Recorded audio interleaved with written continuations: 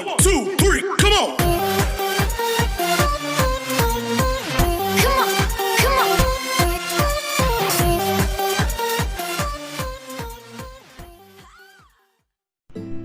Assalamualaikum warahmatullahi wabarakatuh. Halo anak-anakku semua, udah kelas 11 ya.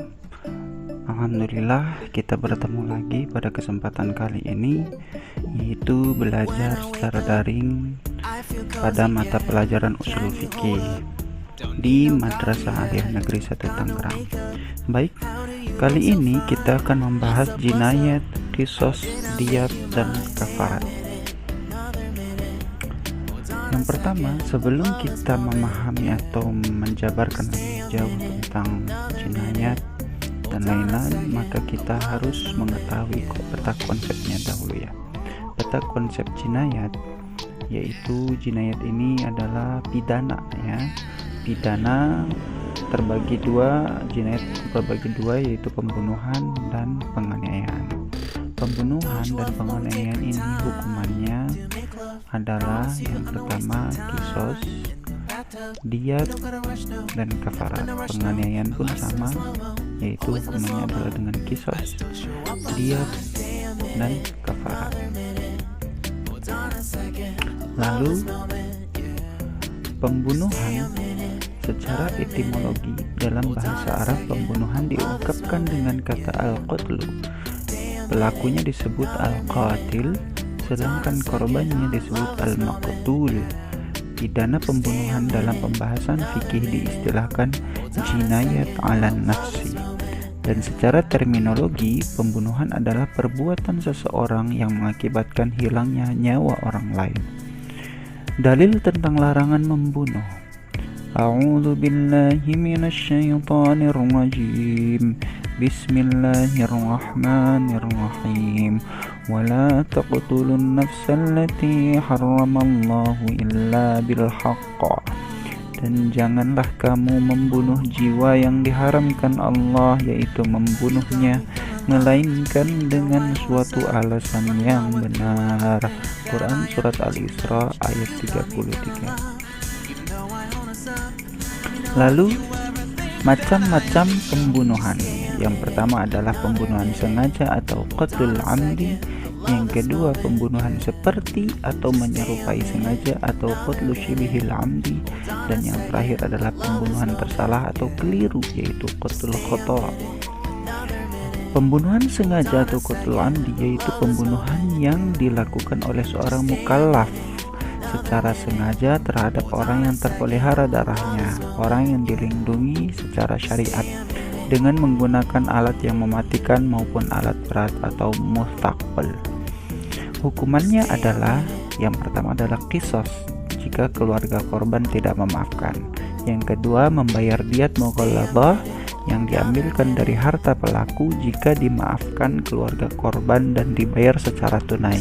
Dan yang terakhir adalah terhalang mendapat warisan dan wasiat. Pembunuhan seperti atau menyerupai sengaja atau qatlu syibhil amdi yaitu suatu perbuatan yang dilakukan seseorang tanpa didasari niat membunuh dengan alat yang tidak mematikan, akan tetapi menyebabkan kematian orang lain. Seperti apa? Seperti kamu memukul dengan lidi, ternyata sapu lidi itu bisa membunuhnya. Nah, hukumannya adalah yang pertama, membayar diyat mughalladhah yang diambilkan dari harta ahli waris asobahnya pelaku atau ahli waris dari pihak bapak atau disebut al-aqilah, dengan diangsur selama 3 tahun setiap tahunnya, yaitu sepertiga. Yang kedua adalah melaksanakan kifarat. Apa itu kifarat? Nah, nanti akan dibahaskan ya. Yaitu di sini saya tulis berpuasa selama 2 bulan berturut-turut. Dan yang terakhir adalah terhalang mendapat warisan dan wasiat. Dan yang terakhir adalah pembunuhan tersalah atau keliru, atau dalam bahasa Arab qatlul khata', yaitu perbuatan seseorang yang secara tidak sengaja menyebabkan orang lain meninggal, seperti seorang pemburu yang menembak burung tetapi mengenai seseorang hingga orang itu meninggal. Hukumannya adalah membayar diat mukhafafah atau denda ringan yang diambilkan dari harta ahli waris asabah pelaku dan boleh diangsur 3 tahun setiap tahunnya sepertiga. Yang terakhir adalah melaksanakan kifarat, yaitu berpuasa selama 2 bulan berturut-turut. Baik, hikmah dilarangnya pembunuhan. Yang pertama, memberi pelajaran kepada masyarakat agar tidak melakukan perbuatan keji. Yang kedua, menyelamatkan jiwa manusia. Yang ketiga, terciptanya keamanan dan ketentraman dalam kehidupan sehari-hari. Dan yang terakhir adalah Islam sangat menyayangi jiwa manusia dan tidak segala macam bentuk kekerasan, ya. Lalu ada penganiayaan, tadi pembunuhan, sekarang kita bahas tentang penganiayaan, yaitu penganiayaan adalah segala jenis perbuatan yang bersifat melukai atau menyakiti badan manusia. Dalam pembahasan fikih diistilahkan dengan al-jinayah ala ma duna nafs. Macam-macam penganiayaan. Yang pertama adalah penganiayaan seperti sengaja, yaitu dilakukan tanpa ada niat membunuh dan menggunakan alat yang tidak mematikan, namun menyebabkan hilangnya nyawa seseorang. Contohnya, seseorang memukul dengan sapu lidi, dipanggil suara keras, dan ditakut-takuti. Yang kedua adalah penganiayaan tersalah, yaitu perbuatan seseorang yang secara tidak sengaja mengakibatkan orang lain terluka, seperti orang yang melempar batu ke arah kucing tapi mengenai kepala orang yang kebetulan lewat. Dan yang terakhir, penganiayaan sengaja, yaitu orang yang sengaja melukai atau menyakiti anggota badan orang lain, seperti orang yang sengaja memukul kepala orang lain dengan tongkat dengan niatan melukai. Nah, itu adalah macam-macam penganiayaan. Lalu ada kisos. Kisos menurut arti bahasa berasal dari kata koso yang artinya mengikuti. Ada yang berpendapat berarti memotong. Menurut istilah syara, kisos adalah hukuman balasan yang serupa bagi pelaku pembunuhan atau pelaku penganiayaan anggota badan atau penghilangan fungsi anggota badan yang dilakukan dengan sengaja. Macam-macam kisos. Kisos terbagi menjadi 2 macam, yaitu kisos atas jiwa, yakni hukuman mati bagi pelaku pidana pembunuhan. Dan yang kedua adalah kisos selain jiwa atau anggota badan, yakni kisos bagi pelaku tindak pidana melukai, merusak, menghilangkan manfaat atau fungsi anggota badan. Syarat-syarat kisos baik pada jiwa maupun badan. Yang pertama, pelaku sudah balik dan akil balik, ya. Yang kedua, pelaku bukan orang tua dari korban. Yang ketiga, jenis pembunuhannya adalah pembunuhan yang disengaja. Yang keempat adalah orang yang dibunuh atau dianiaya terpelihara darahnya. Artinya bukan orang jahat. Kalau bukan orang jahat atau terpelihara darahnya dibunuh, maka hukumannya adalah kisos. Orang yang membunuh karena membela diri tidak ada kisosnya. Dan yang kelima adalah orang yang dibunuh atau dianiaya sama derajatnya, misalnya orang Islam dengan orang Islam. Dan yang terakhir adalah kisos dilakukan dalam hal yang sama, jiwa dengan jiwa, mata dengan mata, telinga dengan telinga, dan lain-lain. Hikmah kisos yang pertama adalah menghargai harkat dan martabat manusia, karena nyawa dibalas dengan nyawa, begitu pula anggota tubuh dibalas juga. Yang kedua adalah menjaga terjadinya permusuhan dan pertumpahan darah, sehingga keamanan dan kedamaian dapat dirasakan. Dan yang terakhir, hikmah kisos adalah agar manusia berpikir 2 kali untuk melakukan kejahatan. Selanjutnya ada diyat. Diyat secara bahasa artinya denda atau tebusan, sedangkan menurut istilah adalah sejumlah harta yang wajib diberikan oleh pelaku pembunuhan atau pelaku penganiayaan kepada pihak teraniaya atau keluarga korban untuk menghilangkan dendam, meringankan beban korban dan keluarganya.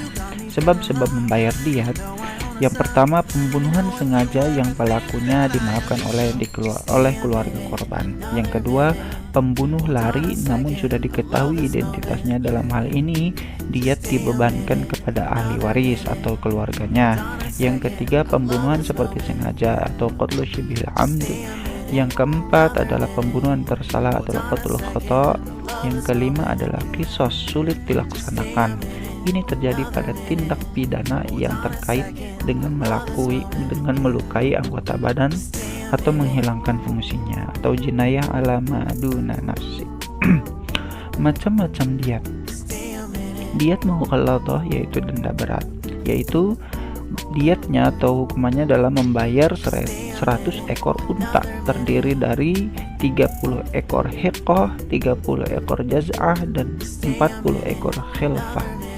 Yang kedua adalah diat mukhaffafah atau diat ringan, yaitu denda yang berupa membayar 100 ekor unta, terdiri dari 20 ekor hiqah, 20 ekor jaz'ah, 20 ekor binta labun atau unta betina umur lebih dari 2 tahun, 20 ekor ibnu labun atau unta jantan berumur lebih dari 2 tahun, dan 20 ekor binta mukhad atau unta betina berumur lebih dari 2 tahun.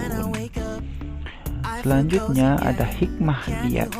Yang pertama, sifat pemaaf kepada orang lain karena sesuatu hal sudah terjadi. Yang kedua, hikmahnya adalah manusia dapat berhati-hati dalam bertindak.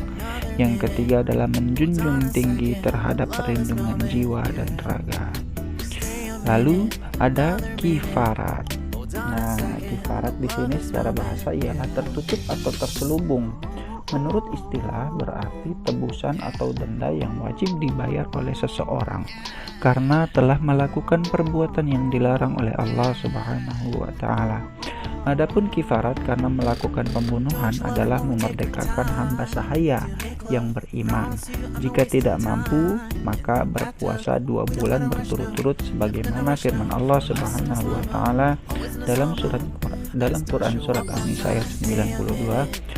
A'udzu billahi minasy syaithanir rajim. Wa ma kana lil mu'minin an yaqtula mu'minan illa khata'a. Wa man qatala mu'minan khata'a fatahriru raqabatin mu'minatin wa diyatun musallamatun ila ahlihi illa an yasaddaqu. فإن كان من قوم عدو لكم وهو مؤمن فتحرير رقبة مؤمنة وإن كان من قوم بينكم وبينهم ميثاق فدية مسلمة إلى أهله وتحرير رقبة مؤمنة فمن لم يجد فصيام شهرين متتابعين توبة من الله وكان الله عليما حكيما. Yang artinya, dan tidak layak bagi seorang mukmin membunuh seorang mukmin yang lain kecuali karena tersalah atau tidak sengaja. Dan barang siapa membunuh seorang mukmin karena tersalah, hendaklah ia memerdekakan seorang hamba sahaya yang beriman serta membayar diat yang diserahkan kepada keluarganya si terbunuh itu, kecuali jika mereka keluarga terbunuh bersedekah atau ikhlas. Jika ia si terbunuh dari kaum kafir, maka yang ada perjanjian damai antara mereka dengan kamu, maka hendaklah si pembunuh membayar diat yang diserahkan kepada keluarganya si terbunuh serta memerdekakan hamba sahaya yang beriman. Barang siapa yang tidak memperolehnya, maka hendaklah ia si pembunuh berpuasa 2 bulan berturut-turut untuk penerimaan taubat daripada Allah, dan Allah Maha mengetahui lagi Maha bijaksana. Quran surat An-Nisa ayat 92. Hikmah kifarat yang pertama, menyadarkan manusia bahwa ia telah berbuat dosa kepada Allah dan merugikan sesama manusia. Hikmah yang kedua adalah jiwa akan merasa tenang karena sudah melakukan taubat kepada Allah. Dan yang ketiga, hikmahnya adalah membangun jiwa untuk hidup bertanggung jawab, disiplin, dan percaya diri. Alhamdulillahi Rabbil Alamin. Allahu a'lam bishawab. Mudah-mudahan manfaat, mudah-mudahan barokah, mudah-mudahan kita semua menjadi anak yang soleh dan solehah. Akhirul kalam wa'afu minkum. Assalamualaikum warahmatullahi wabarakatuh. Sampai berjumpa di lain waktu.